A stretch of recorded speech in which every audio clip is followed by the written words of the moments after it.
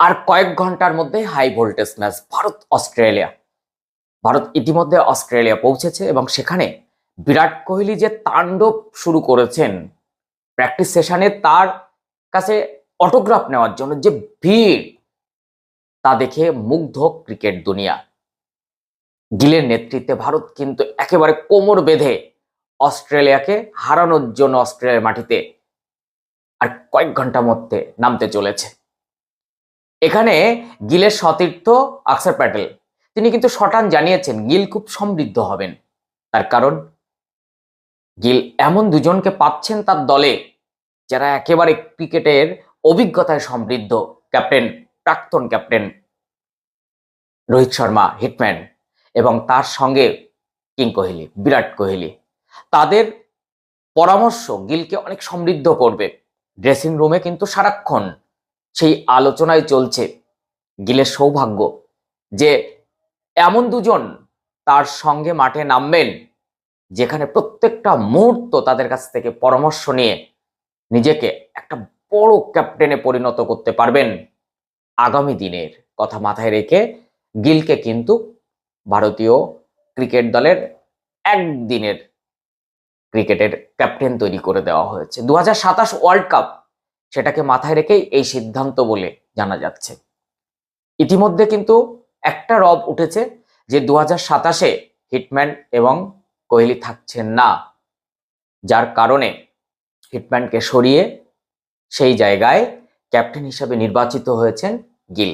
যথোপযুক্ত, এটা নিয়ে কোনো দ্বিমত নেই, কারণ গিলের যে স্ট্যামিনা আছে তাতে আগামী দিনের এই ক্যাপ্টেনের দায়িত্বটা তাকেই সামলাতে হবে।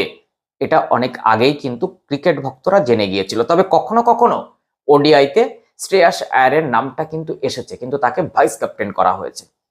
একেবারে তরুণ এই ক্যাপ্টেন এবং ভাইস ক্যাপ্টেন, তারা কি সত্যি মাঠে একটু চাপ অনুভব করবেন?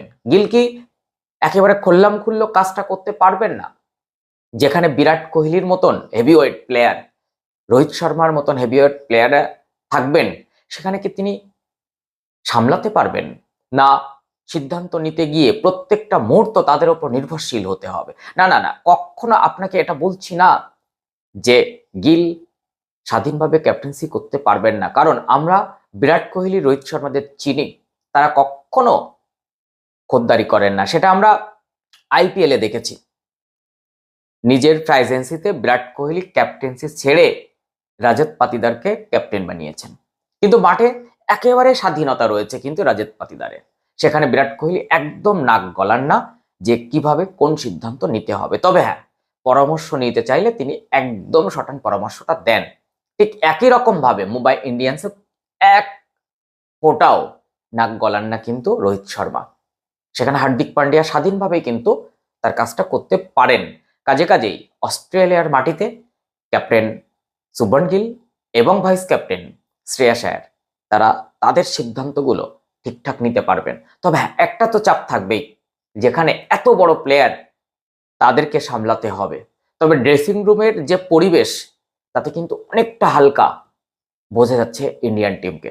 তাই আর কয়েক ঘন্টার মধ্যে এই হলুদ জার্সিদের মোকাবেলা করতে হবে, যা বিশ্বের একটা ত্রাস ছিল একটা সময় অস্ট্রেলিয়া।